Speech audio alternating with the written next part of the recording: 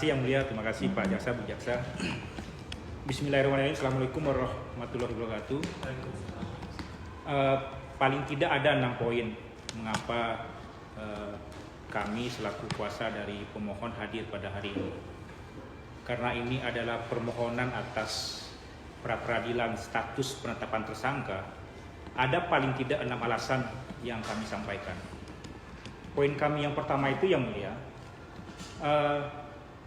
runut kepada putusan Mahkamah Konstitusi nomor 130 tahun 2015 yang kemudian di breakdown dalam surat edaran Jaksa Agung 2018, ketika proses penyidikan dimulai terkonfirmasi dengan surat perintah penyidikan, wajib paling lama 7 hari SPDP, surat perintah dimulainya penyidikan, itu diserahkan kepada calon tersangka atau diserahkan kepada terlapor. Nah, dalam pandangan kami adalah orang yang berada posisi sebagai saksi di proses penyelidikan, dia adalah potensi menjadi tersangka. Satu. Yang kedua, dari perkara ini hampir semua pemanggilan saksi-saksi di proses penyelidikan itu disampaikan tidak kepada saksi langsung, disampaikan kepada wali nagari, disampaikan kepada ketua bamus, disampaikan kepada camat, disampaikan kepada sekda, yang pada isinya sama. Kepada Pak Sekda mohon disampaikan surat panggilan kepada 1, 2, 3, 4, 5. Dalam pandangan kami adalah semestinya SPDP itu sudah diserahkan paling lama 31 Januari 2023 ketika penyidikan dimulai. Kalau tidak diserahkan kepada si tersangka hari ini langsung, paling tidak diserahkan kepada institusi-institusi di mana kemudian si tersangka itu bekerja. Artinya adalah menurut kami kalau itu tidak dilakukan maka prosedural penetapan tersangka harus dibatalkan. Itu poin kami yang pertama Yang Mulia. Yang kedua menurut kami adalah objek perkara ini error in objecto.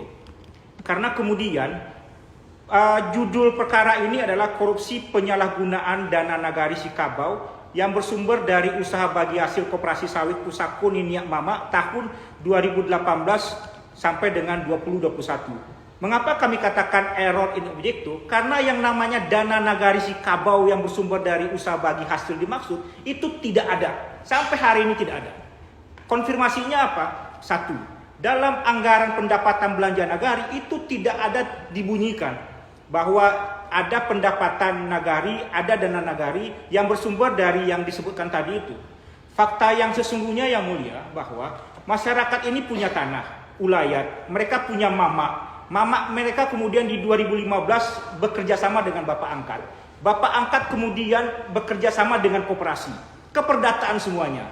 Lalu kemudian di 2015 itu koperasi ini melakukan hubungan perdata dengan Niniak Mama.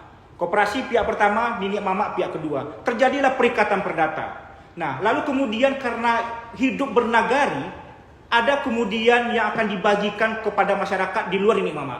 Nah, lalu timbullah inspirasi bagi mereka itu, orang yang bisa kita percaya itu adalah wali nagari. Makanya dalam perjanjian keperdataan itu yang wali nagari bukanlah pihak di sana, mereka bunyikan di sana. Ada bagian-bagian yang kemudian diserahkan kepada wali nagari yang pada intinya adalah kemauan si pembentuk dokumen keperdataan itu diserahkan kepada masyarakat.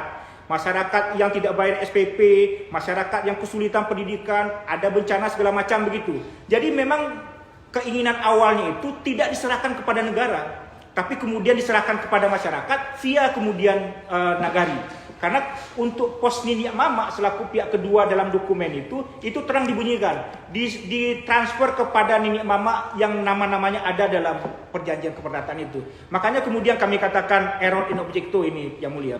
Poin kami yang ketiga adalah kami ingin mengatakan bahwa runut kepada Undang-Undang Tipikor, Undang-Undang Pembedaran Negara 1 2004, runut kepada Undang-Undang BPK, Inspektorat tidak punya kewenangan untuk menetapkan yang namanya kerugian keuangan negara. Terkonfirmasi hal itu dengan peraturan Bupati Damasraya yang menjabarkan tugas dan fungsi dari Inspektorat. Nah, menjadi aneh dia, Inspektorat sebagai organisasi perangkat daerah, dia adalah bawahannya Bupati, tunduk kepada Undang-Undang Pemda 32 2014, dia mesti menyampaikan laporannya itu kepada Bupati.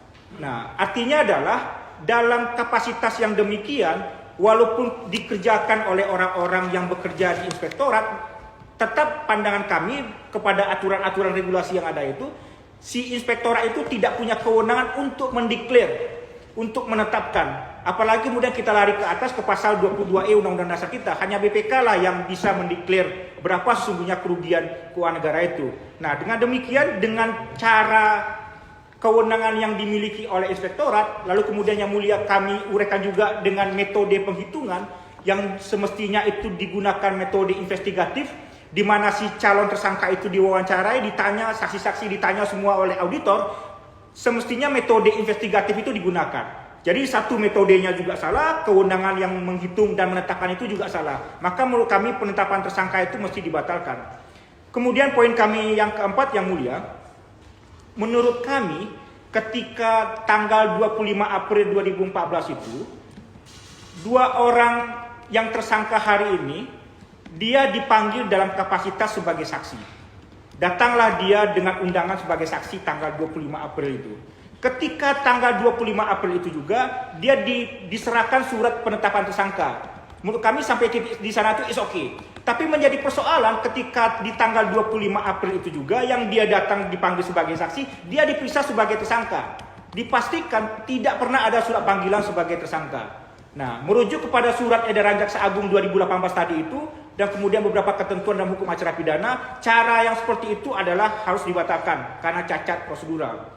Kemudian poin kami yang kelima yang mulia, jika dibaca surat penetapan tersangka 25 April 2024 yang ditandatangani oleh Pak Kajari itu, di sana berbunyi salah satu konsiderannya bahwa berdasarkan disposisi garis miring petunjuk Kepala Kejaksaan Negeri Damastraya tanggal 25 April 2024. Nah, connecting dengan apa yang kami sampaikan di poin sebelumnya, menjadi aneh dia, mengapa kemudian orang ditetapkan sebagai tersangka itu hanya berdasarkan petunjuk dan disposisi. Nah, kami tidak mengatakan ini melanggar hak asasi manusia, tapi menurut kami adalah ini ada cacat prosedural. Nah, semestinya kalau runut lagi kepada surat edaran Jaksa Agung 2015 dan surat edaran Jaksa Agung 2018 yang kami uraikan dalam 42 halaman ini, ada tahapan-tahapannya. Orang ini dipanggil sebagai saksi dulu, lalu kemudian ada jeda gelar perkara, lalu kemudian ada ekspos segala macam, baru kemudian sampai kepada keputusan bahwa dia ditetapkan sebagai tersangka dan kemudian is okay, kemudian dia ditahan. Nah, tahapan-tahapan ini yang menurut kami yang tidak dilalui sebagaimana mestinya. Tambah lagi keyword disposisi petunjuk Kepala Kejaksaan Negeri menetapkan seseorang sebagai tersangka. Poin kami yang terakhir yang mulia, dari poin 1, 2, 3, 4, 5 itu kami sampai kepada kesimpulan bahwa penetapan tersangka, dua orang tersangka ini tidak dilengkapi, tidak memenuhi minimal 2 alat bukti sebagaimana dikehendaki oleh putusan Mahkamah Konstitusi dan KUHP itu sendiri. Demikian, terima kasih.